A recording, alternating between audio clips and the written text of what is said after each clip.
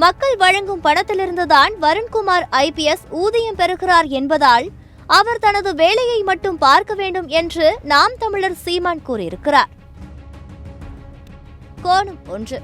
வருண்குமார் ஒரு ஐபிஎஸ் அதிகாரி. அரசின் உத்தரவுப்படி செயல்பட வேண்டிய பொறுப்பில் இருப்பவர் அவர். இந்த நிலையில் அவரை தனிப்பட்ட முறையில் விமர்சிப்பதும் தரக்குறைவாக பேசுவதும் ஏற்றுக்கொள்ள முடியாத விஷயங்களாகும். அவர் தனது கடமையிலிருந்து தவறினால் நீதிமன்றம் மூலம்தான் தீர்வு காண வேண்டுமே தவிர தனிப்பட்ட முறையில் கடும் விமர்சனங்களை முன்வைப்பது முறையல்ல.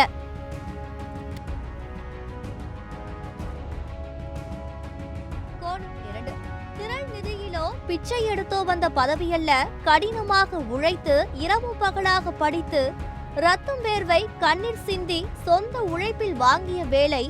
பெற்றோரின் கருணையால் குலதெய்வத்தின் அருளால் UPSC CSC 2010 all India rank 3 நினைவு கூறுகிறேன். ஃபர்ஸ்ட் சாய்ஸஸ் ஐபிஎஸ் என்று வருண்குமார் பதிலடி கொடுக்கும் நிலைக்கு தள்ளப்பட்டிருக்கிறார். கோணம் 3. ஐபிஎஸ் பதவி என்பது பெற்றோரின் சம்பந்தப்பட்டவரின் கடும் உழைப்பால் வந்த பதவி என்பது அனைவரும் மதிக்க வேண்டிய ஒரு விஷயமாகும். ஆனால் அதற்காக கட்சி நடத்தும் விதத்தை சுட்டிக்காட்டி பேசினால் அது அரசியலாகிவிடும். எல்லா கட்சிகளுக்குமே இந்த விமர்சனம் பொருந்தும் என்பதை மறந்துவிடக்கூடாது. கோணம் 4. சவால் எதிர் சவால் பதிலடி என்பதெல்லாம் கட்சி தலைவர்களுக்கு இடையே நடைபெறக்கூடிய நிகழ்வுகளாகும்.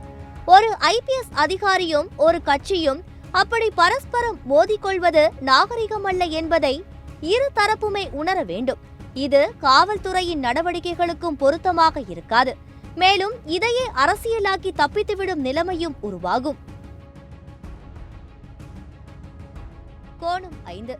ஆசிரியர்கள், மருத்துவர்கள், காவல்துறையினர், ராணுவம் ஆகியோரை மதிக்கும் சமுதாயம் உருவாகாதவரை ஒரு பண்பட்ட சமுதாயமாக நாம் மாறவே முடியாது. அந்தந்த துறைகளில் தவறு செய்கிறவர்களும் இருக்கிறார்கள். ஆனால் அதனை சட்டப்படியும் விதிகளின்படியும் தான் அணுகி நடவடிக்கைகளை எடுக்க வேண்டுமே தவிர அரசியலாக்கிவிடக்கூடாது.